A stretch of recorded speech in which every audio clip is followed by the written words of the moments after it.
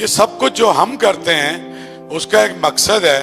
اس کا مقصد یہ ہے کہ پاکستان کو گھروں میں ایتھنک تقسیم میں پولیٹیکل ڈیوائیڈ ہے اور بہت سارا ایکسٹریمزم بھی ہے اور عقل سے بھی ہم دور ہوتے جا رہے ہیں. تو ہم تو چونکہ پولیٹیشین نہیں ہیں اور ہم سمجھتے ہیں کہ یہ دنیا جب سے ایک انسانی تہذیب کا ارتقا ہوا کوئی 4 ہزار سال سے، تو یہ دنیا تو یہ ساری تہذیب تو رائٹرز اور فلاسفرز انہی لوگوں کا کام ہے، چاہے وہ یونان کے فلاسفر ہوں، چاہے سینٹ آگسٹائن ہو، چاہے حمورابی ہو یا اسلامک فلاسفر ہوں.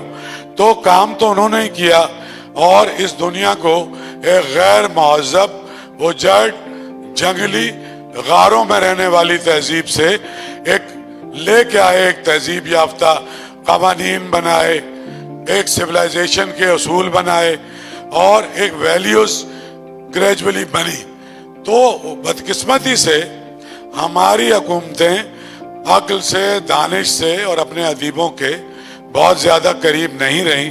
اسی وجہ سے ایک کیاس بھی ہوا، ایک انارکی بھی ہے، اور جس طرح کی صورتحال آپ کو نظر آتی ہے پاکستان میں، اس کی ایک بڑی وجہ یہ ہے کہ یہاں پر ادب کو، فلسفے کو، سائنس کو جو امپورٹنس ملنی چاہیے تھی، جو آرٹ اور لٹریچر اور کلچر کو ملنی چاہیے تھی، جو یہاں پر صوفیاء آئے، انہوں نے ایک انقلاب برپا کیا.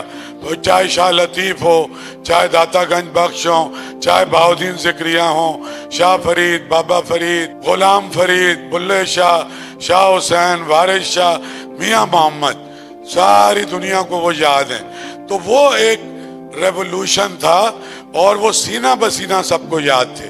آج ہم لکھ بھی سکتے ہیں، پڑھ بھی سکتے ہیں، ہمارے پاس کمپیوٹر بھی ہے، لیکن وہ تاثیر یا اس کو فالو اس طرح سے ہم نہیں کرتے. ہمارے نوجوان بھی اس سے دور ہوتے جا رہے ہیں. نوجوان بہت عقل مند ہیں لیکن ان کو نئی پیکیجنگ کی ضرورت ہے.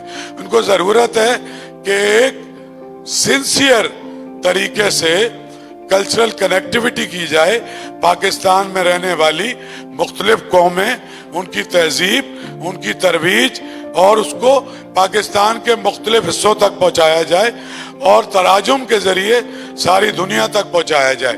یہ ہماری ایک مشترکہ کوشش ہے اور یہ انشاءاللہ ہم جاری رہیں گے. دیکھیں، فیڈریشن کو بھی مضبوط یہ صوبائی اور حکومتیں اور بارڈر پر لگی ہوئی فوج نہیں کر سکتی.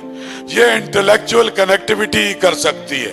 یہ پیپل ٹو پیپل جو کانٹیکٹ ہے، ہم جیسے ہم سندھ سے آئے ہیں، یہ بھی سندھ ہے، ہم تو پنجاب، یہ ملتان کو اور سرائکی وسیب کو اور سندھ کو کوئی الگ الگ نہ زبان سمجھتے ہیں، اس کو نہ تہذیب سمجھتے ہیں. آپ پورے سندھ میں چلے جائیں، ہر آدمی سرائکی بولتا ہے اور سمجھتا ہے یہاں پہ ہر رہنے والا. اور اگر پجماندگی کے حوالے سے دیکھیں یا زیادتیوں کے حوالے سے دیکھیں یا ہمیں پیچھے رکھنے کے حوالے سے بھی رکھیں تو سرائکیوں کے ساتھ اور سندھیوں کے ساتھ تقریباً ایک جیسا ہی سلوک ہوا ہے. میں ایک بات اور کہنا چاہتا ہوں کہ سب سے زیادہ پولیٹیکل کانشسنس بھی اسی خطے میں ہے، سرائکی وسیب میں اور سندھ کے اندر. ایسا نہیں ہے انہیں اپنے حقوق کا بھی. شاکر شجابادی جیسا آدمی کہ جو بچپن سے معذور ہو گیا لیکن اس کی ساری شاعری سپریس لوگوں کی اور اس علاقے کے لوگوں کے حقوق کی جدوجہد کی. تو اویئرنس ہے، انٹلیکچول اویئرنس بھی ہے، اپنی ریکلیمیشن آف اسپیسز کی بھی ہے. میں سمجھتا ہوں کہ ہماری ریاست، ہماری حکومت جب تک یہاں رہنے والے تمام زبانیں بولنے والے لوگوں کو ان کے برابر کے حقوق، ان کو برابر ان کو رائٹ نہیں ملتا زندہ رہنے کا، روزگار کا، تعلیم کا، اس وقت تک پاکستان کا کوئی ایک خطہ اگر ترقی کرتا ہے اس سے پاکستان کبھی ترقی نہیں کر سکتا. جب تک ہم تمام ہمارے جو 24 کروڑ لوگ جی بی سے لے کے کشمیر سے گوادر تک اور سرائکی وسیب اور خاص طور پہ جو ہمارے علاقے جن پہ کم خرچہ ہوا ہے یا جن پہ ریسورسز کم لگی ہوئی ہیں اس پہ زیادہ کی ضرورت ہے.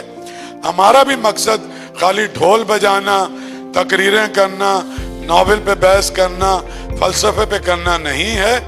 ये सब कुछ जो है ये एक बहुत बड़ा एक उसके पीछे मैं समझता हूँ कि एक विजन है जो आप और हम सारे के सारे शेयर करते हैं। चाहे वो शाकिर हुसैन शाकिर है, चाहे ये है, चाहे रफत साहब अभी गुफ्तगू कर रहे थे।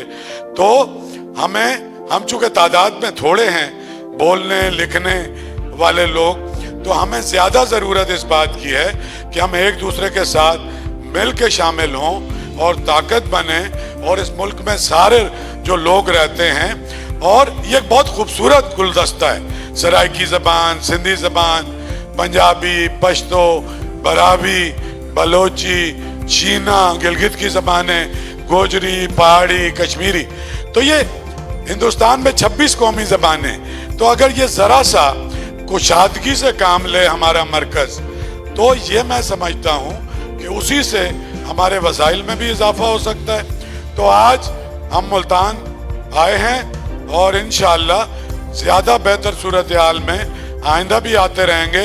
मैं अली नकवी का, इनकी फैमिली का, इनके भाइयों का, उनकी वालदा का, भाभी का, इनकी बहन का और सारे मुल्तान का शुक्रिया करता हूँ जिस तरह से इन्होंने हमारी मेहमान नवाजी की है।